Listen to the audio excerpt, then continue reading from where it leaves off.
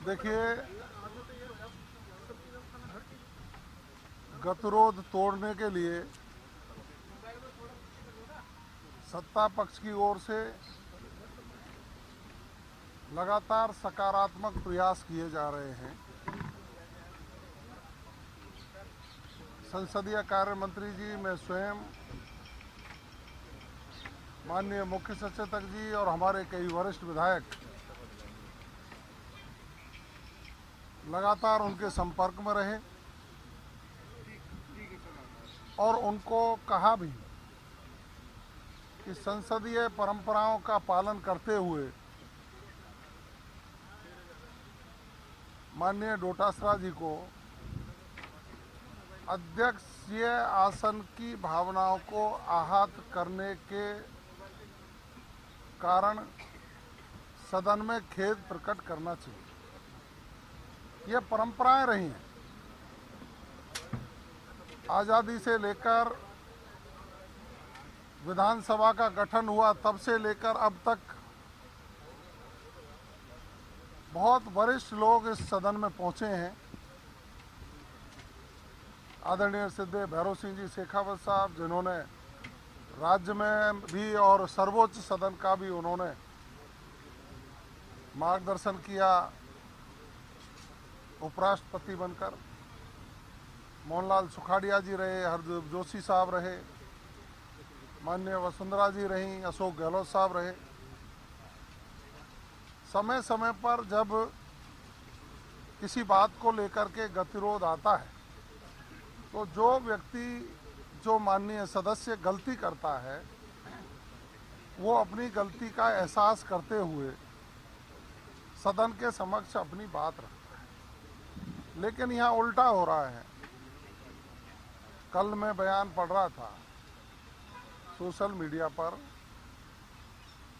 प्रदेश कांग्रेस के अध्यक्ष माननीय डोटासरा जी कह रहे हैं कि मैंने सदन में ऐसा नहीं बोला।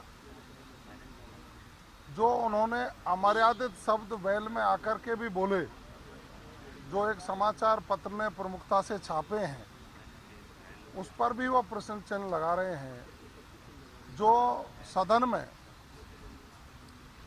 काफ़ी माननीय सदस्यों ने सुना है, वहाँ के प्रत्यक्षदर्शी हैं, तो क्या सदन की बैल में आकर इस तरह के अमर्यादित शब्द बोलने चाहिए? वो चौथी बार चुन करके आए हैं, उनको खुद को ही आत्मचिंतन करना चाहिए। भारतीय जनता पार्टी की सरकार माननीय भजनलाल जी के नेतृत्व में हमेशा राजस्थान के विकास के लिए चिंतित है और इस डेडलॉक को तोड़ने के लिए इसलिए प्रयास कर रहे हैं कि आखिर आपको जनता ने चुना है सदन में अपनी बात रखने के लिए, और आप सदन से भाग गए हैं। जनता के मुद्दों को सदन में रखना नहीं चाहते हैं, जनता को भ्रमित करना चाहते हैं। मुझे तो माननीय अशोक गहलोत साहब के ट्वीट को पढ़ करके भी ऐसा लगा कि प्रदेश के 3 बार मुख्यमंत्री रहे, प्रदेश कांग्रेस के अध्यक्ष रहे, अखिल भारतीय कांग्रेस कमेटी में महासचिव रहे, विभिन्न प्रदेशों में गए। माननीय अशोक गहलोत जी, क्या आप भी ट्विटर ही खेलोगे? आप सदन में आकर के एक बात किसी मुद्दे पर रखते नहीं। आपके कांग्रेस में जो लोग हैं वो आपकी सलाह मानने को तैयार नहीं। सदन की मर्यादाओं को तार-तार करने का उन्होंने जिम्मा अपने ऊपर ले रखा है। मेरी तो आपसे अपील है कि अपने इन लोगों को समझाने का काम करिए और सदन की मर्यादाओं का पालन करने की नसीहत इनको दें। ट्विटर का गेम बंद करें और सदन में आकर के अपनी बात कहें, तो ये अच्छा भी रहेगा, एक संदेश भी अच्छा जाएगा। मैं समझ सकता हूं कि कांग्रेस के अन्य लोगों के साथ साथ उनके वरिष्ठतम नेता माननीय अशोक गहलोत जी भी दिशा भटक गए हैं और वो राजस्थान की जनता के प्रति चिंतित नहीं है। दादी शब्द था, उसको विलोपित क्यों नहीं किया गया? जबकि पहले दिन अगर दादी शब्द को विलोपित कर दे तो इतनी बड़ी बात होती नहीं, जबकि मंत्री खुद कह चुके थे कि मेरी तरफ से चाहे तो सदन इसको विलोपित कर सकता है।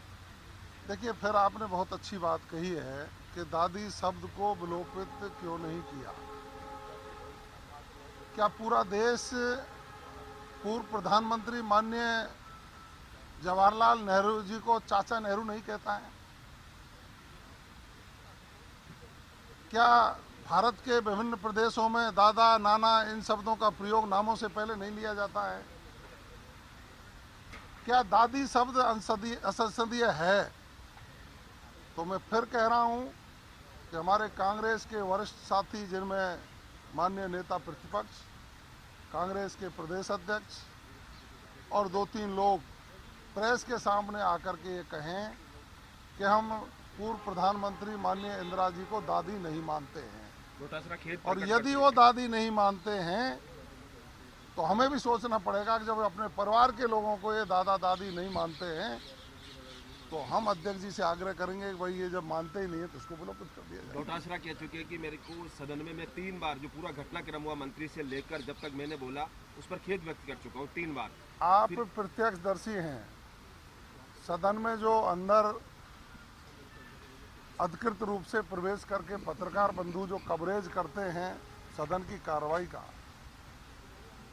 उन्होंने पूरे घटनाक्रम को खेदजनक बताया, जबकि तय ये हुआ था कि जो आसन पर चढ़ करके आसन की भावनाओं को आहत करने का कृत्य किया है उसके लिए स्वयं माननीय डोटासरा जी सदन में खड़े होकर के खेद व्यक्त करेंगे और ये शब्द बोलेंगे कि मैं खेद व्यक्त करता हूं।